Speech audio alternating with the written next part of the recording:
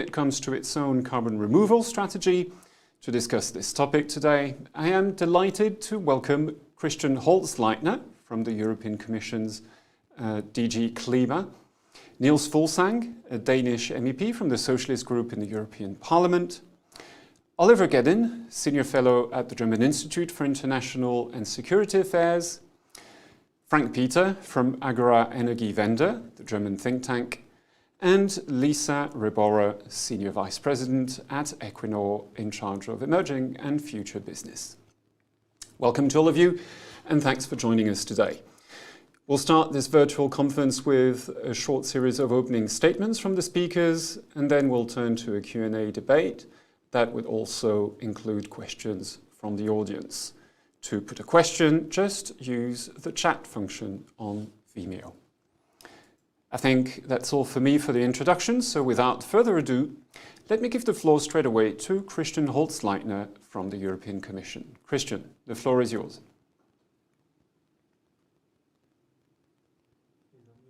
Christian? Sorry, Christian, we couldn't hear you.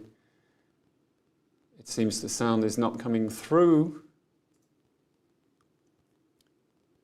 Can you maybe speak a bit more, Christian? No, it seems it's not coming through.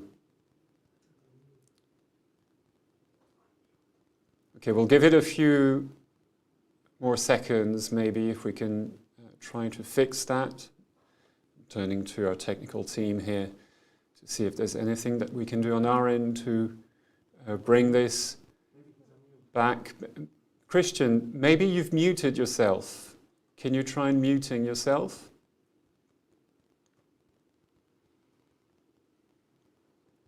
No, that doesn't seem to be working, so we'll try and get the sound back with you, Christian, in the coming minutes. And in the meantime, we'll move immediately then to the next speaker, and that is Nils Fulsang from the European Parliament. Oh no, he's okay. Nils hasn't joined yet, so we'll turn to Oliver Gedden, Senior Fellow at the German Institute for International and Security Affairs. Oliver, please. Yeah, hi Frederick. I hope this works. And yeah, let me start by arguing why do we need carbon dioxide removal. The IPCC shows that to achieve the goals of the Paris Agreement, you need at least some level of carbon dioxide removal. There are often arguments about exact numbers. I think we shouldn't care about exact numbers, but there are two reasons why you need that. The one is that you have to counterbalance so-called residual emissions, emissions you cannot eliminate completely, like from agriculture, some from industry, let's say from hard to abate sectors. It's unclear what that would be by 2050, but it can be quite substantial if you look at modeling coming from the Commission or member states. And the second reason is that you have to make up for initial overshoot of carbon budgets that's probably about to arise.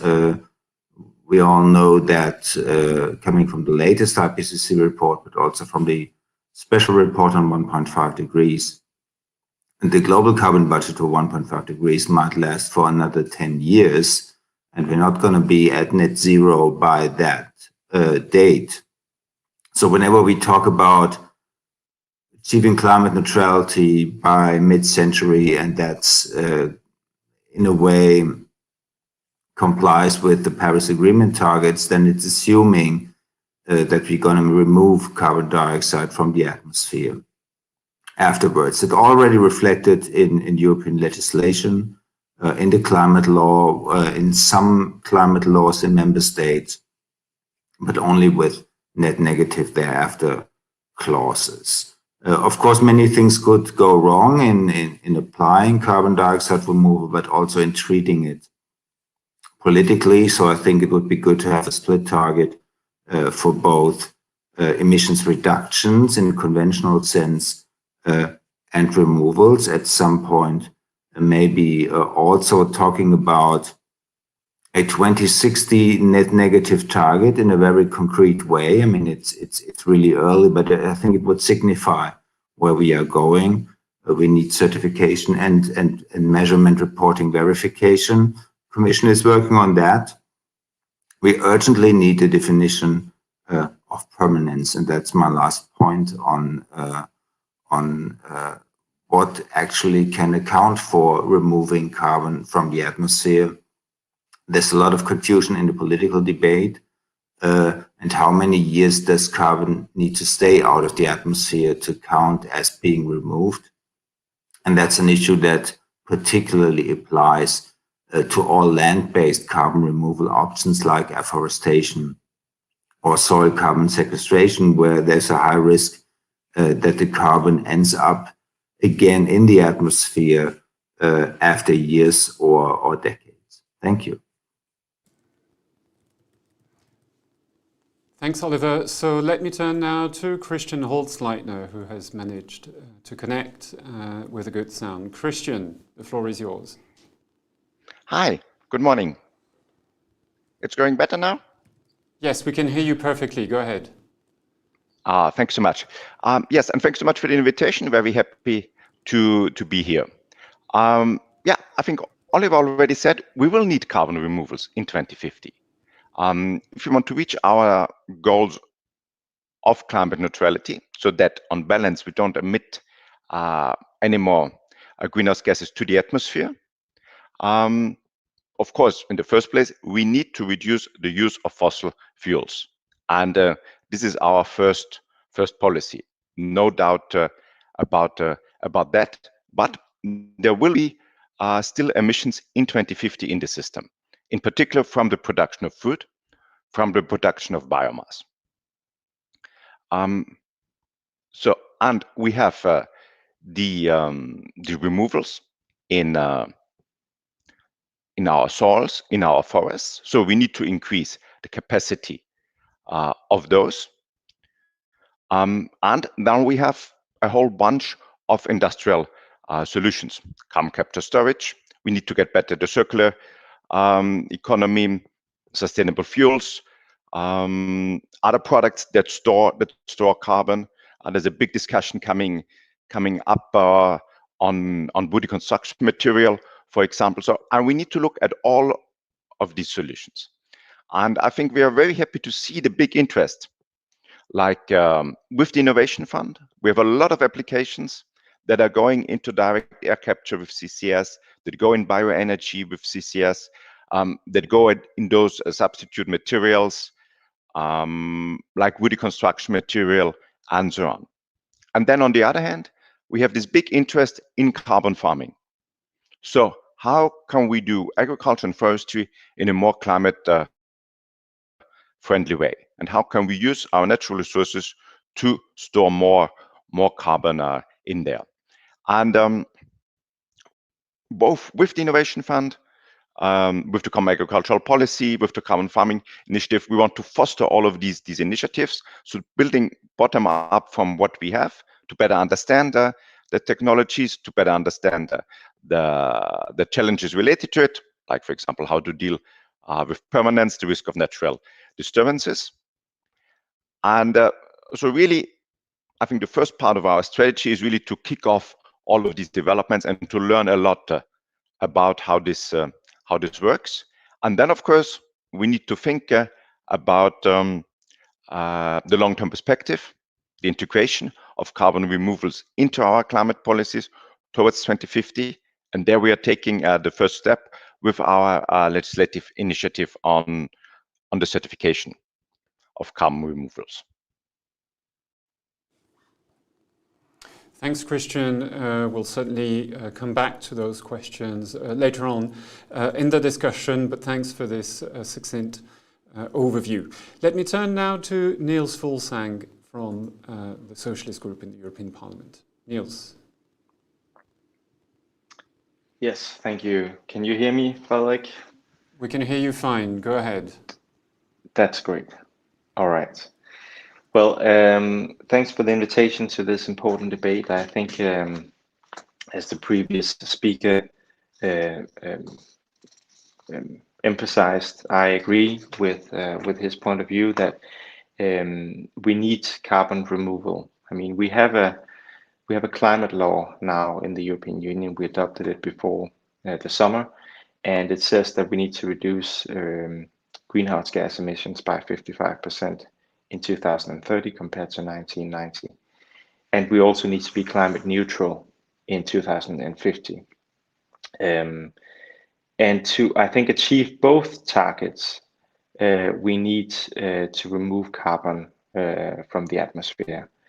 There's no doubt that in the long run we need to remove carbon, because actually after 2050 we need to have negative emissions, and we can only have negative emissions if we remove carbon. But also in the shorter term, I think we need to do it. I remember, and I'm a member of the European Parliament, but I worked in the European Parliament as an assistant following the debates here in 2010, so about 10 years ago. And I remember back then the CCS technologies were looked upon as an excuse for not reducing climate gases. The ones who didn't want to do an effort to reduce climate gases, they could say, oh, but we don't need to reduce them because we can just have CCS, carbon capture and storage, and then we can capture the carbon, and then that's all we need to do. And I think the Green Party and also the Social Democrats that I represent, we were very skeptical of that notion of CCS. But I think it has changed because I think everybody realizes now that we cannot do without it. It must not be an excuse for not mitigating climate change, for not reducing the climate gases, but we need also to capture some of the carbon, because for example in industrial processes we have in Denmark, where I come from, and I think in many other countries, we have industry that has a very hard time on the short term reducing carbon in the production of cement, for example. And there I think we need technologies to basically capture the carbon that they emit and store it. For example, under the seabed. That's a concrete project that the Danish government is working on, and that requires huge investments, and we need to be willing to put up those investments. Thanks, Nils. Let me turn now to our next speaker, and that is Frank Peter. Frank, floor is yours. Thanks, Frederick. Yes, I can just put more emphasis on what my prior colleagues said. First of all, mitigation policies avoiding carbon must be at the heart of policy making at this point of time still. No doubt about that. So we need to get down fossil emissions as much as possible, and also for the industrial sectors, we also have to focus on reducing the carbon load of heavy industries, for example, to really avoid and get down the amount of remaining emission in the system. However, I'm afraid we will need carbon removal technologies in the future, because we will have, like said before, remaining emissions in the cement sector, in the limestone industry, that we need to get out of the system to become climate neutral in the future. And we also have emissions from, for example, the food sector, greenhouse gas emissions, that we will need to compensate for in the mid and long-term perspective. And since those kind of infrastructures have great lead times to be up and running, we need to start to implement a valid regulatory framework at this point of time to give investors security to move on.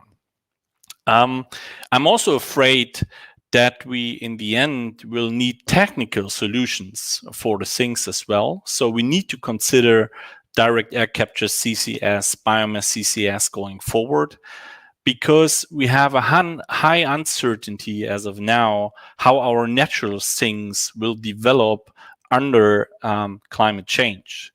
we see lots of consequences currently with our forests in Central Europe that are, almost falling apart, I would say, and are a bit losing their strengths of being a sink over a decade.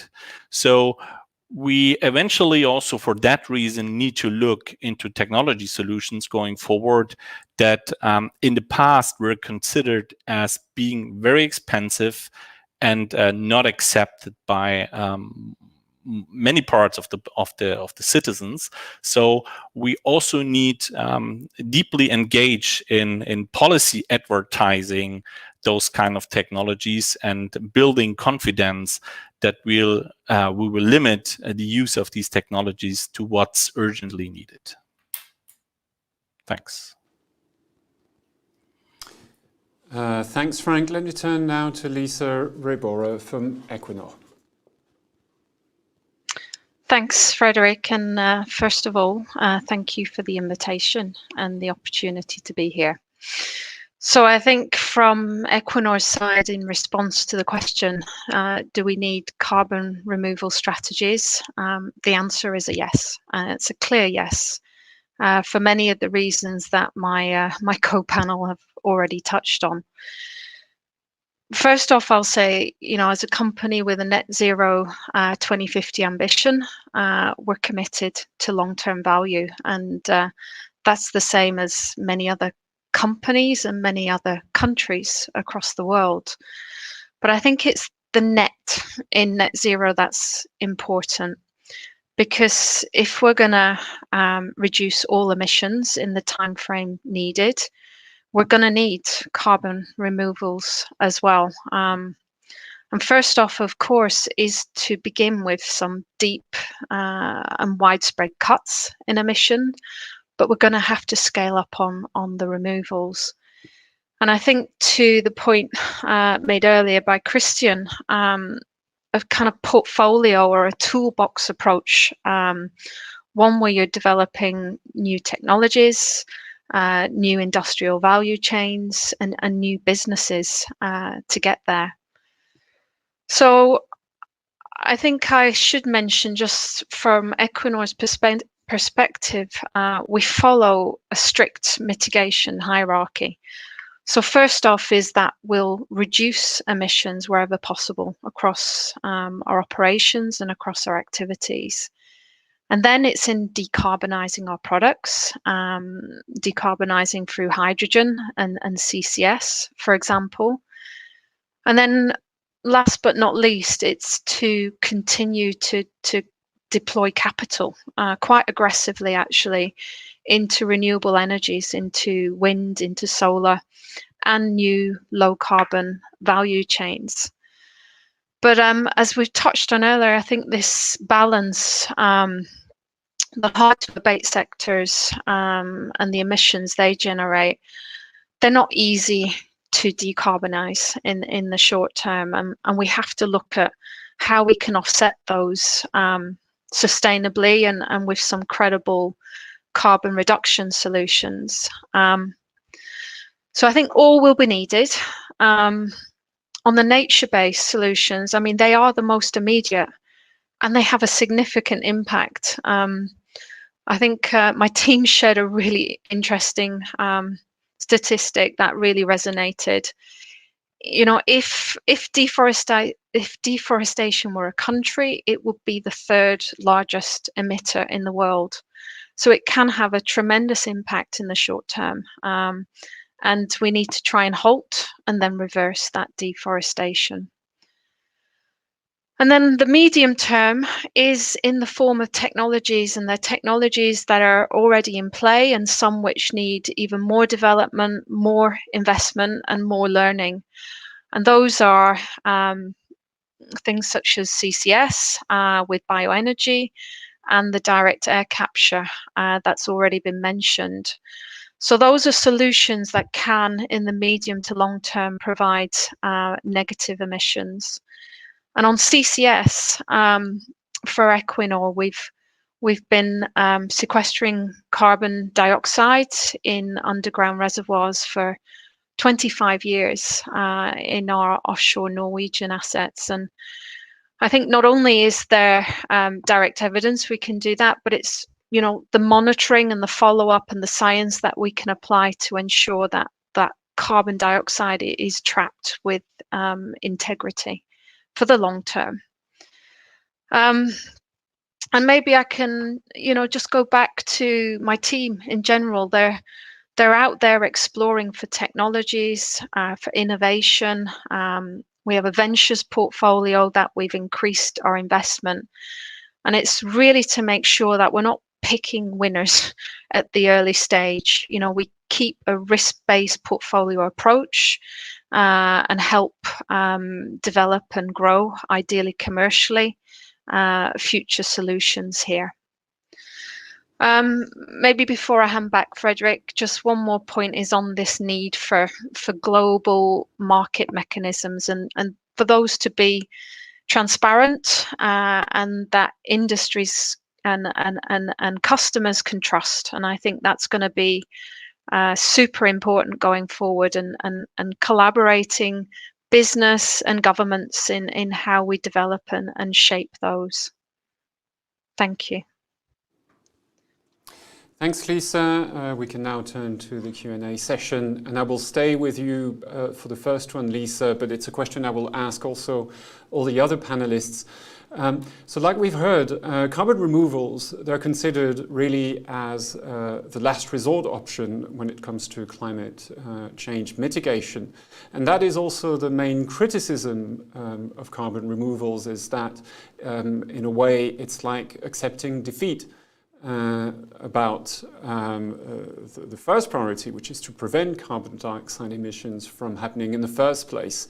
So what is your answer to this, Lisa? By talking already now about carbon removals, are we not also accepting defeat? Okay, thank you. I think I'll go back to this this mitigation hierarchy.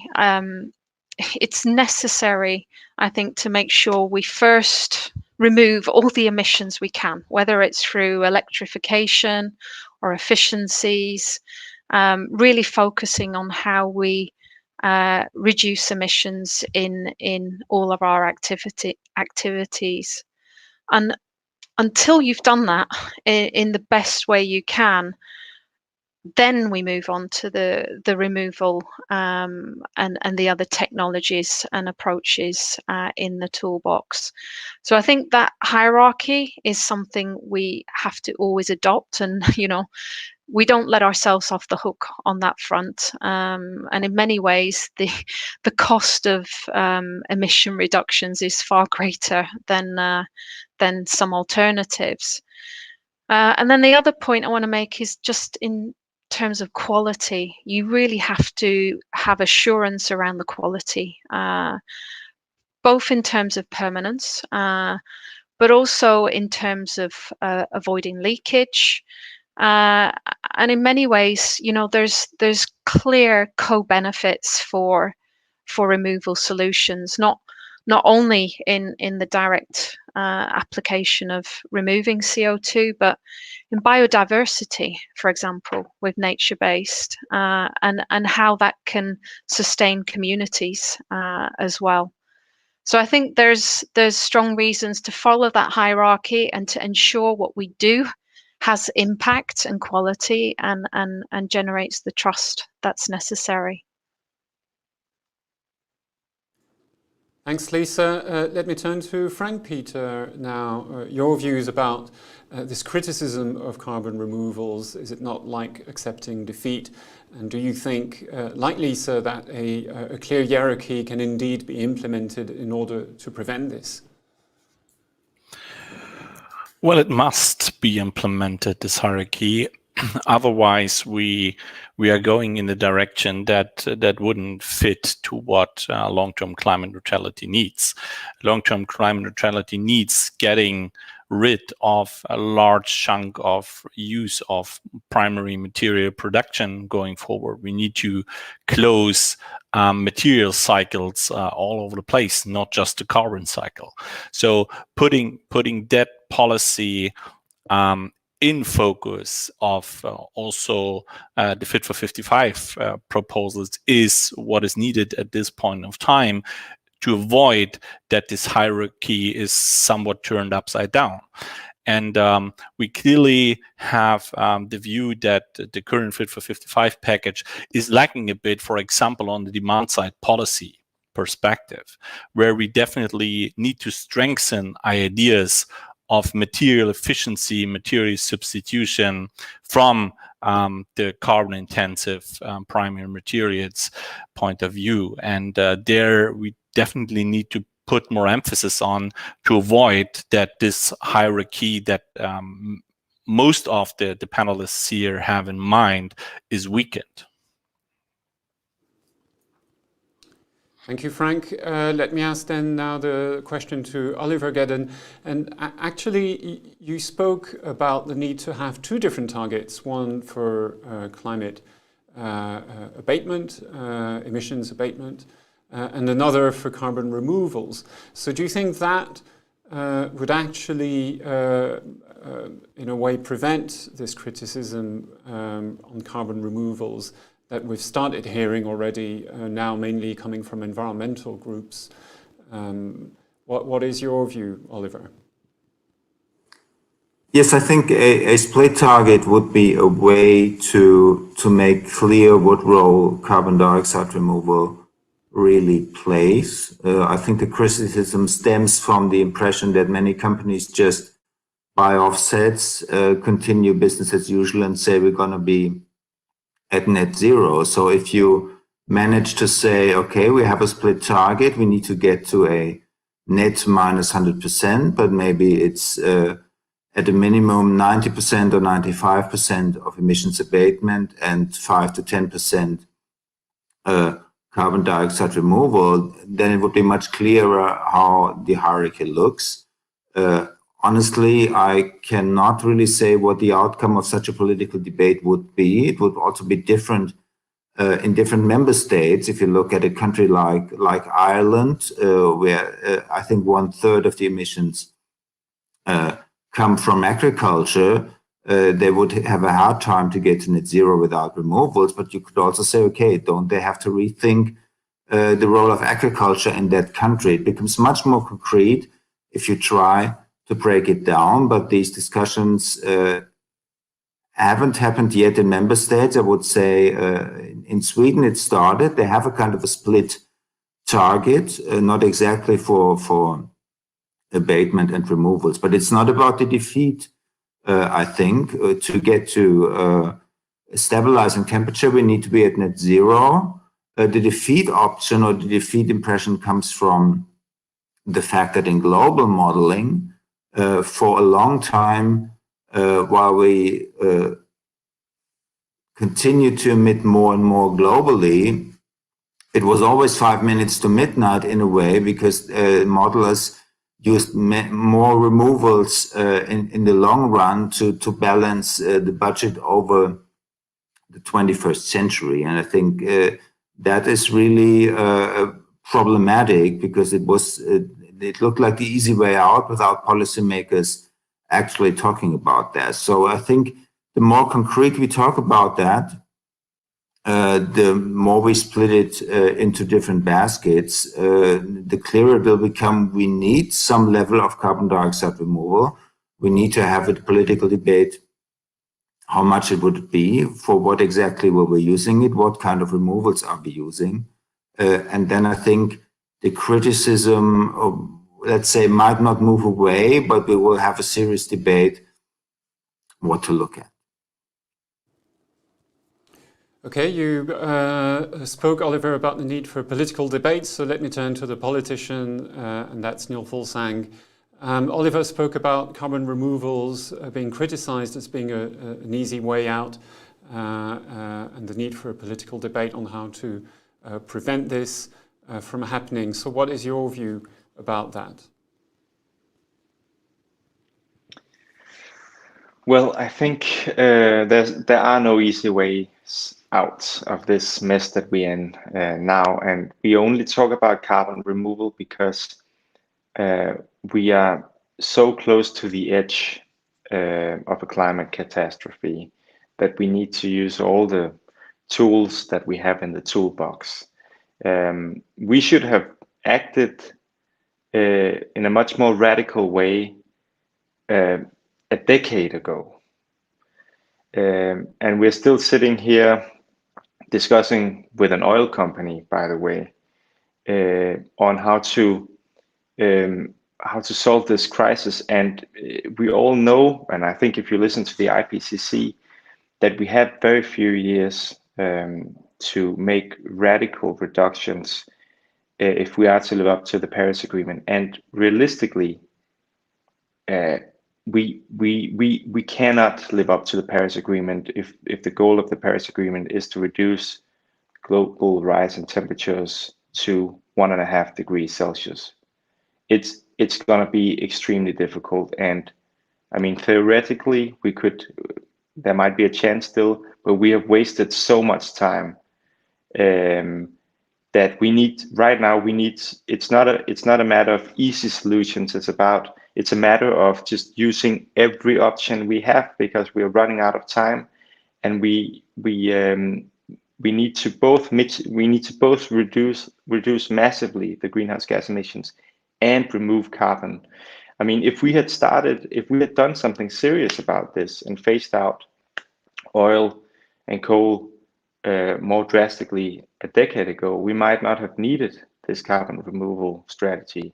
But that's not the situation we're in, because lots of politicians have not been willing to put a high enough price on carbon to make the oil industry and the coal industry unprofitable, and in that way phased out the fossil industry.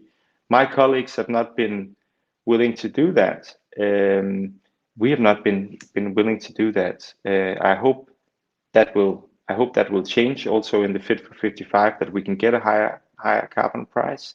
That's what we need, and we need to phase out gasoline cars as well. But we are in a situation right now where we cannot afford to put any tools in the toolbox away, and that's why we're talking about carbon removal. Thank you. Thanks, Nils. Maybe just a quick follow-up here, because Oliver Gedden spoke about the need for a split target. I understand this is already accepted in the European Parliament as part of the 2030 targets that were adopted under the European climate law. Can you briefly explain how that works and whether there's a consensus in the European Parliament to indeed have split targets for removals on the one hand and reductions on the other?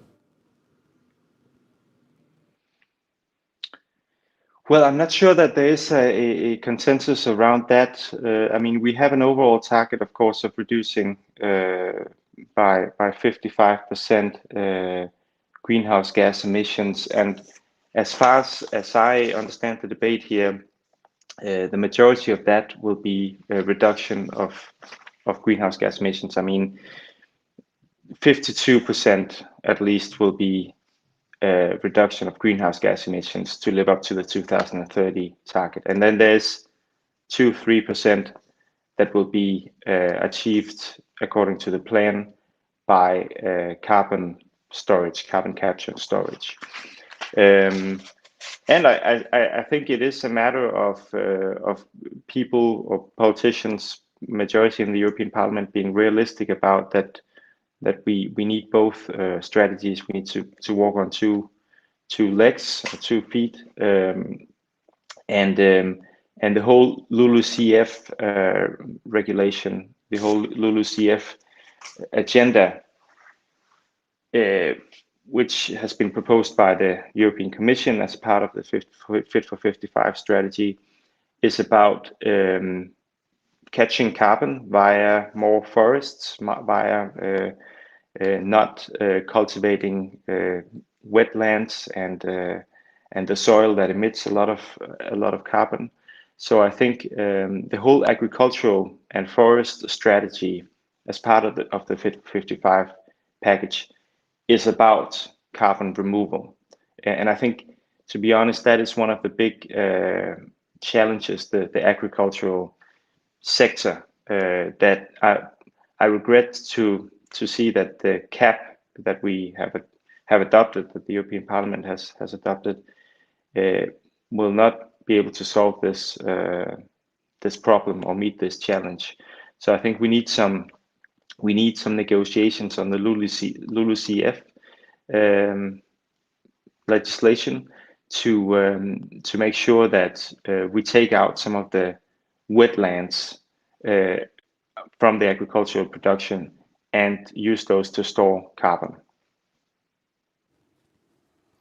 Thanks, Nils. Let me turn now to Christian Holzleitner about these calls for a split target, what the European Commission has indeed started doing when it comes to carbon removals from forestry, etc. How will that translate in practice when it comes to putting together a carbon removal strategy at the European level, Christian?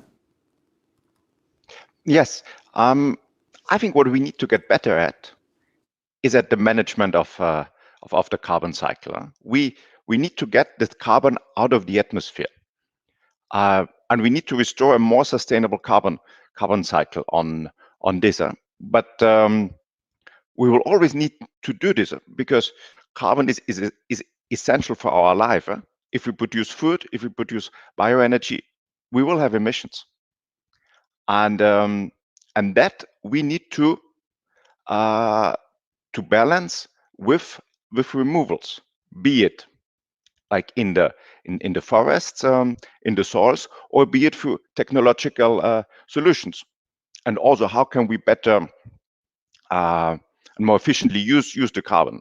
If we get the carbon by direct air capture, we could produce proteins out of it, but we could use it for other energy carriers like sustainable fuels for aviation and maritime. So I think I would like to see it very much as the whole cycle of managing the carbon, and that we need to get there better. We need to look at this new value chains.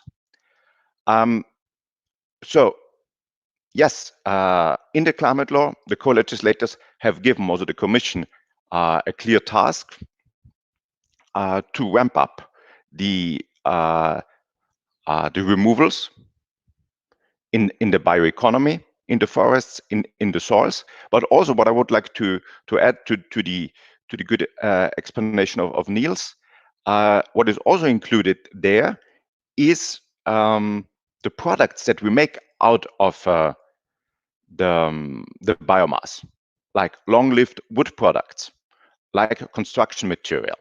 So it's not only about sourcing the biomass more climate friendly, but also using it more sustainably. So we need to change the share of the biomass into a more long-lasting use, like for example in construction material. So there's a whole discussion about the cascading principle and so on, which is also a little bit of this hierarchy, and we will see this discussion more and more. It's about how can we use the carbon more efficiently. And as I said before, what we are doing now is we want to look at all the initiatives that are out there, be it on the ecosystem side, be it on the industrial side, learn from them, support them. We still hope that we can also support them quite a lot through the common agricultural policy. We're working on this with our colleagues in DG Agriculture. For example, as I said before, the Innovation Fund is our prime funding instrument on the technological solutions. And based on that experience, we'll take it a step further for the legislative proposal on the carbon removal certification, which is a necessary step for then a future integration of carbon removals into our regulated markets. And of course, we must get clearer about the market size for carbon removals. And I think there we'll need a debate that we probably need to go into quite a high quality, high permanence carbon removals. If we talk about more the ecosystems, we'll also need to look at the co-benefits for biodiversity. But the same is true for bioenergy with CCS. There we also need to look at the sourcing of the biomass, that this is done in a very responsible, sustainable way. That's also good for the biodiversity.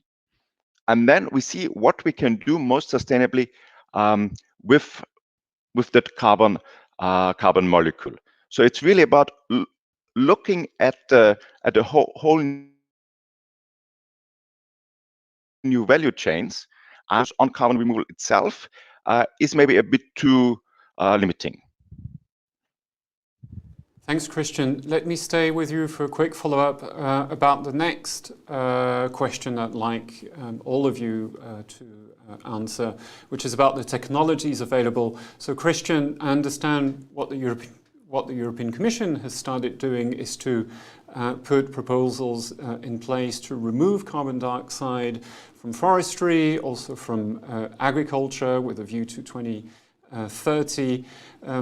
What about the other types of solutions, the more technological solutions like CCS or direct air capture? There's a new project which I think is being launched today, as a matter of fact. How is the European Commission planning ahead for these kind of technologies as well? As I said, what we are doing now is we are supporting them with the Innovation Fund. And as at the beginning, we have a lot of interesting projects there. We're also teaming up with Bill Gates, with Breakthrough Energy, on providing there even more funding for direct air capture. So direct air capture is something that's there quite a priority for Bill Gates. We also see a big interest from Microsoft, from other companies to invest into these technologies. And then what we need to understand better is the certification of those. We need a certification protocol for that. That's not yet there, also not in the voluntary carbon markets. So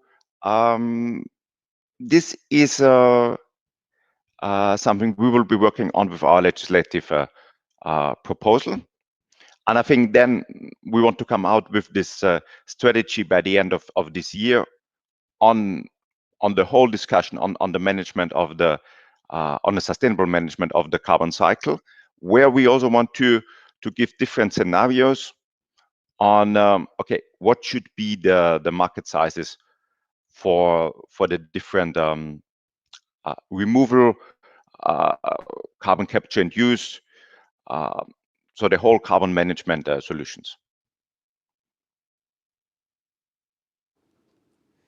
Thanks, Christian. Let me turn to Nils Fulsang now about the political answer and how you in the European Parliament, what you think about steps that need to be taken to plan ahead for the technologies of carbon removal. The emphasis now is on nature-based solutions, restoring forests, etc. We know it can be very controversial already, that. But what are the discussions taking place in the European Parliament also when it comes to planning ahead for more future technologies like direct air capture, for example? Nils? Well, I think that we need to do two things. There's some things we can do right now, which is not so much about technology. When it comes to the agriculture and the forest situation in Europe and in other parts of the world, where we can basically take out some of the land which can store carbon, which can hold carbon, and we need to compensate the farmers for that if we do it. And I think we should do it. And I think we, all the European Union countries, I know in my own country right now we are negotiating with the farmers in Denmark, in order to get an agreement of how we can make sure that the agricultural sector contributes to mitigating climate change. And I think that part of the solution is to use some of the land which is able to store carbon and hold carbon, to take that out of production and then compensate the farmers. I think that could be one of the solutions. So I think we need to plant more forest, and we need to make sure that the land which can store carbon is used for storing carbon. Is used for storing carbon. And so I think we can do that now, and we should do that now. So that's the first thing. The second thing is that we need to invest in technologies. I mean, the CCS and the CCU, the carbon capture and utility, and the CCS, carbon capture and storage, those are technologies that exist, but they are expensive. Air capture is extremely expensive. We will need them, and we will need them cheaper, and that requires that we invest in research. I think the European Union needs to do that. I think we need to do that via the Horizon program. I also think that the countries, the states in the European Union need to do that. Because we have a lot of industry that has a difficult time meeting the reduction requirements, and they need to do everything they can. But I think part of the solution for them could be to store some of the carbon. But that requires that the technology is there and that it's affordable. And for that, we need investments in technology and innovation. So I think the states and the European Union should really do that. And then the last thing I would also mention is that we need to store this carbon somewhere. So we need to have plans for where can we store the carbon. I know in my own country, Denmark, we have a lot of sea around our country, and so it's a good idea for us to use to store the carbon under the seabeds, to use those reservoirs under the seabed to store carbon. But that will obviously vary or depend on the country's situation and where we can find some areas to store carbon. But I think that the member states and perhaps the European Union should be involved in trying to organize this drawing on the map and this planning for where can we store the carbon, because we need to plan that right now. Thanks. Thank Nils. Let me turn to Lisa Riboro. I think you've raised your hand actually about this need to plan also not just for immediate carbon removal technologies in the form of forestry and agriculture, but also for CCS and potentially direct air capture as well. Lisa, how do you think planning should go along at the European level maybe, but also at the global level? Yeah, thank you. I wanted to build on some of the comments made, because I think what Nils is underlining is the timeline. And in fact, a lot of these technologies are long-term investments.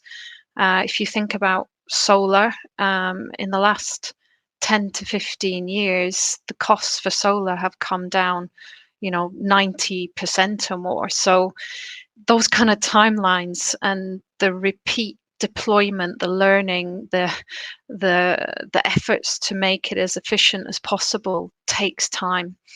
But we have to try, and we have to invest. And I think to the comments around CCS, there are kind of very interested parties out there.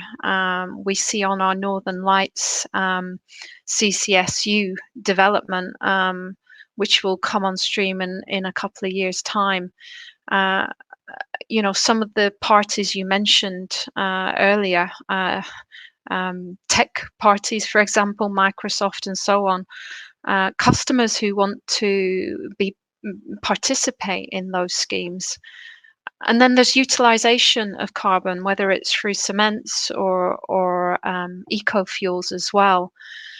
And lastly, I think next to those CCS, to test direct air capture, which I think Nils said, today is very expensive and could take, 10, 15 years or more to get to a place where it's an attractive and very scalable solution. So we're working with a venture company there, Carbon Clean, to look at implementing DACs alongside our Northern Lights installation. So the point was, this can be long-term investment, and I think that's why addressing the removal side of the equation is just as important as reducing the emissions in parallel. Thank you. Thanks, Lisa. Let me stay with you for a follow-up question, and that is actually coming from the audience. So this is Yannick Vac from Zero Waste Europe.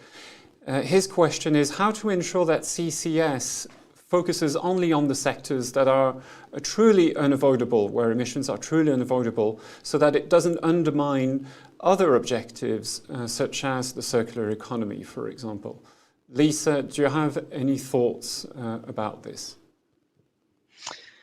Yes, I mean, it speaks volumes that there's so many diverse customers with net zero ambitions that want to participate, and I do think that's a good thing. The urgency of the situation demands that we all work together across industry and across government and public sectors to address this challenge. But as I said earlier, I do think that for those hard to abate sectors, we shouldn't be left off the hook. We should address the emission challenge first and foremost. And invest in technologies, continue to invest in technologies that can get us there. So I guess that's my initial thoughts to that very good question. Thanks, Lisa. Let me put that question now to Frank Peter.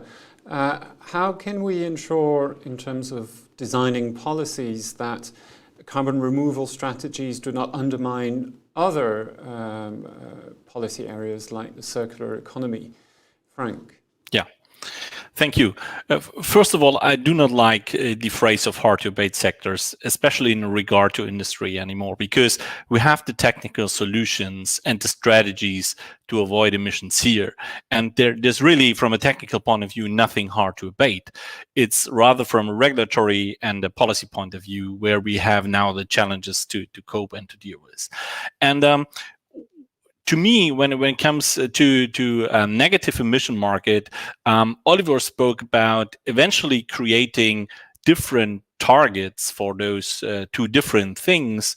And I would also assume that eventually we should have different markets going forward with that. So we definitely need a highly controlled market for negative emissions going forward that holds the strongest sustainability criteria going forward, that makes sure that those kind of risks, if the carbon does not stay where it is supposed to, are covered.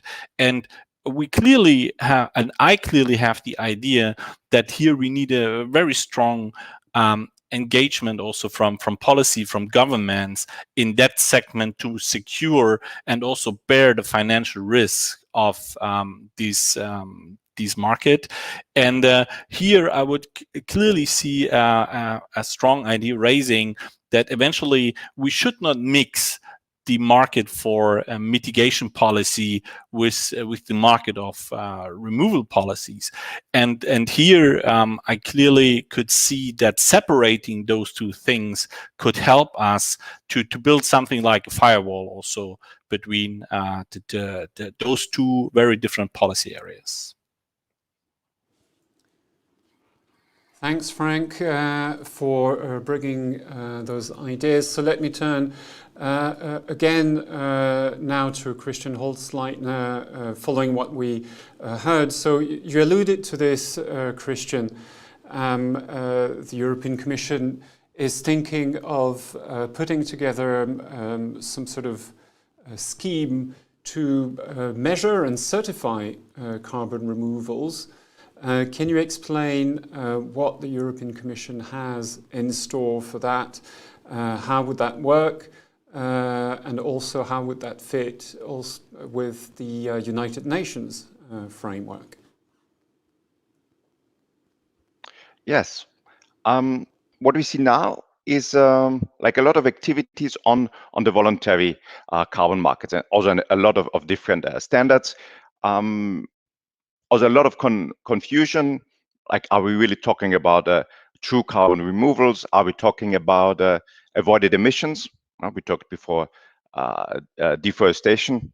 Avoiding deforestation is something else than really taking in carbon from the atmosphere. So I think on the one hand, it will be good to clarify this this debate, and I think what we want to say is, like, towards 2050, we need these high quality carbon removals. We discussed before already about permanence. Another big issue is the additionality. So compared to which benchmark, how do you do this? So there are a lot of very interesting technical discussions that we want to tackle first before we go into, okay, how can these credits then in the end be used in regulated trading systems that we have in Europe? So Frank already referred to, okay, of having different trading systems for removals, for mitigation. So there are a lot of ideas around there, and I don't want to preclude any one of those. So we need to get better at understanding what is really 1 ton of removal, how permanent is it, how additional is it. So we need to bring much more clarity into this debate, also about the differences between what we discussed already now, a little bit about the use of carbon, and then finally the storage, because we will have a whole value chain, a new value chain of capturing carbon, using carbon, and eventually storing carbon. And we need to manage that whole chain well. And then this also relates to the previous question on, okay, whether to use waste with CCS or not. You will have all these discussions on this cascading principle that you already have now for biomass. You will get across all value chains in the circular economy where carbon is involved. Thanks, Christian. And just to clarify, the legislative initiative that is going to come out of the European Commission at some point to certify and measure those carbon removals, will that be part of the December carbon cycle management proposal that you spoke about, or will it be later? Will it be under this commission? So what we want to do is we want to first put out a strategy, maybe a little bit of a green paper, where we want to tackle all these questions that we also discussed today, and there are many more. And then a next step would be the legislative proposal on the carbon removal certification, which in itself will be much more technical. And yes, I'm very hopeful that it will be still under this commission. It's in the Circular Economy Action Plan. Okay, thanks, Christian, for clarifying. Nils Fulsang, very quickly, your thoughts about certification of carbon removals. How do you think the European Parliament will approach this? What are your views about certification of carbon removals? Well, I think it's extremely important that we have a system where we can certify what is carbon removal, how permanent is it, and also when we talk about carbon capture and utilization. I mean, if you capture carbon, you use it in another process to make a power to X products, fuel for ships or planes, or do you store it somewhere? And what are the consequences regarding the total emission in the end? So I think there are lots of questions coming up here, especially with the hydrogen strategy and the hydrogen question. Hydrogen will be more important in the coming years as a way to store energy and as a way to create fuels for ships and airplanes and in industrial processes. And that the hydrogen needs to be in some of these products needs to be mixed with carbon, with CO2 that perhaps has been captured in other processes. So we need a system for figuring out if you capture and store carbon, how much ends up being captured and how much is permanent and how much is used then in another product that will potentially emit carbon in another process. So I'm just happy that the Commission is coming up with some thoughts and hopefully also a proposal for rules on this. Thank you, Nils. Let me turn to Oliver Gedden now.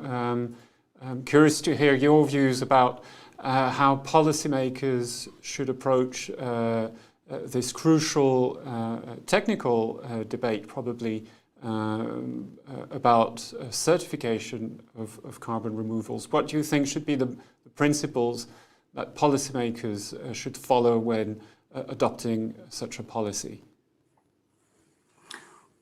Well, I think in the first place, it really is a highly technical issue, and it's quite a complicated issue, like Nils just showed.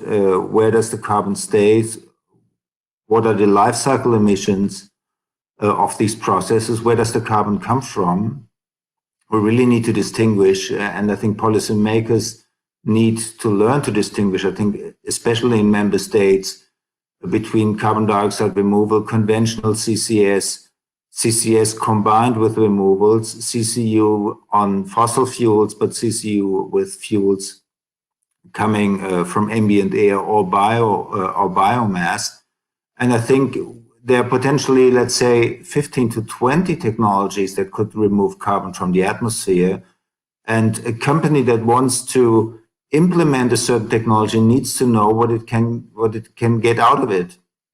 So we need some kind of accounting scheme, and it's going to be horribly complicated. And maybe it is a good way not to try to start with 20 at once, but build up a system that can evolve. And I think the policymakers right now are a little bit in a bind. It's easy to sell ecosystem-based CDR methods like forestry, soil carbon sequestration, and others. It's also, I think, a good way, and I think that's the Commission's strategy here, to create new revenue streams for the agricultural sector and use it to green the agricultural sector.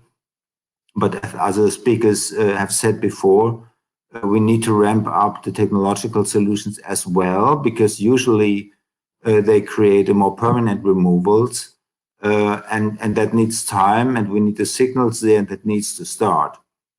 There are many applications like enhanced mineral weathering, where it will be horribly complicated to create an accounting system, because the storage will be durable, but it's not easy to follow the carbon and to monitor it.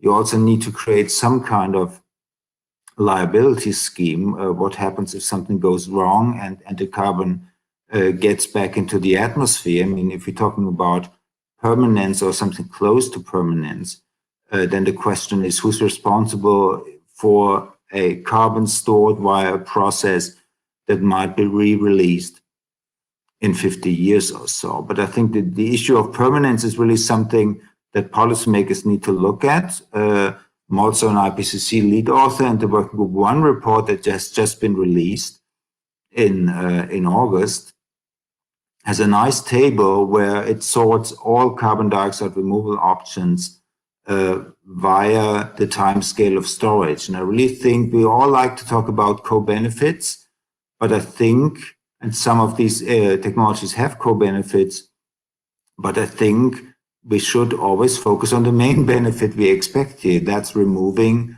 carbon dioxide durably. So I think the permanence issue should take center stage here. Thanks, Oliver. Let me turn to Frank Peter for some very quick thoughts, because we're slowly getting closer to the end of this conference, about how to regulate, certify carbon removals. What are your views on that? Well, we need a clear scheme how to deal with it. That's the big question, the taxonomy, and we need it not only for the carbon removal technologies. We need it about the whole carbon cycle. We need to track carbon through different value chains, also of industrial material flows. And this is what needs to be built quite quickly, because of course, we want to build also green lead markets where carbon content of products plays a significant role. And we need to establish this accounting and tracking system of carbon emissions in products over different value chains, maybe many use cycles, hopefully many use cycles in the future. And this definitely is at the center stage of what is needed in the first place to get a hand on this sustainability criteria for carbon removal technologies in the future. Frank, Lisa, Riboro, some quick thoughts maybe on how to regulate carbon removals and certify and measure them? Yeah, no, I think certification is really important to ensure transparency and high quality, and we'll need that to facilitate a global trade of carbon and balance that net zero across borders around the world.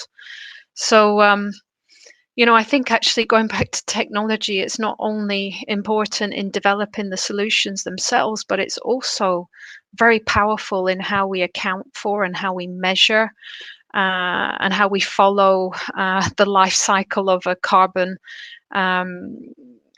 credit or a volume of carbon from end to end. So yeah, that trust certification is going to promote much more investment going forward. So I welcome that.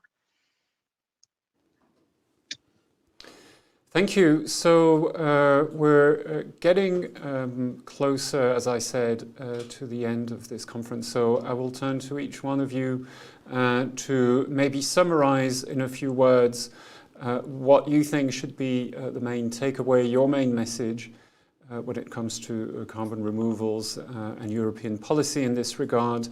And so let me go back then first to Christian Holzleitner.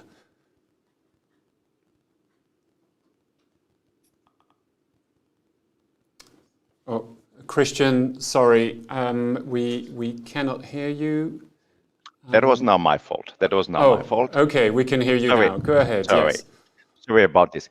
I was saying I'm very happy about the debate because we enlarged to this whole new value chain of capturing, using, recycling, and finally storing carbon. And maybe to finish off, maybe I also want to bring in this aspect of the transport, because we also need to transport the CO2, because we will have in Europe, as it looks, different facilities that capture CO2, that will use it, and finally we have the storage sites, for example, in the North Sea. And what we need to get a competitive market on all of this, also to have the trust of more capture facilities coming in, more storage sites coming in, and really creating a good new market around that. And another thing that we are working on is also like on the transporter infrastructure for the CO2. Think about pipeline, but also think about ships. And this is also something that we are working on. So really having a view on this whole new value chain of of carbon management. Thanks, Christian, also for bringing up this transport issue, which indeed hasn't been addressed in much detail. Nils Fulsang, your concluding thoughts from today's event. Okay, thank you. I think it has been established in this debate, everybody seems to agree that we need carbon removal strategies. From my point of view, the most important things are that we need to do what we can now when it comes to the agriculture and the forests. We need to have policies that make sure that we use our forests to capture as much carbon as we can. So that's number one, we can do that right now. Number two is that we need to invest aggressively in carbon removal technologies when it comes to our industry. So we can take out the CO2 as much as possible and store it. And number three, my last point would be, I think the certification issue that we just discussed is incredibly important. We need to make sure that there's no greenwashing involved in these carbon removal policies, that companies cannot just claim that they do carbon removal if they don't really do it, or if they do it in a way that when you look at the life cycle of the carbon, it's not very sustainable anyway. So I think citizens and companies and the public needs to have confidence in what's going on, and we can do that by a certification system. That requires some bureaucracy. Hopefully we can keep that down as much as possible, but I think we need to have a certification system which works and which provides credibility to the whole system. Thank you. Thank you, Nils. Oliver Gedden, your concluding thoughts on this topic of carbon removals. Well, I can agree with everything Christian and Nils just said, and just want to add one aspect, that really it is high time that member states and member state governments make up their minds about that, because they have been largely absent from the debate. The European Commission, thankfully, is the policy entrepreneur here, and I think member states need to get an idea what they want to get out of carbon dioxide removal and what they want to avoid, what they need from a European level, what they can do themselves to get this ahead. I think the same applies to the European Parliament, but I think it's really crucial that not only Sweden and Denmark can formulate clear demands. I think others need to get on board as well, and that of course applies to Germany first and foremost, and hopefully after the elections upcoming in 3 weeks, we will get a better idea what we want.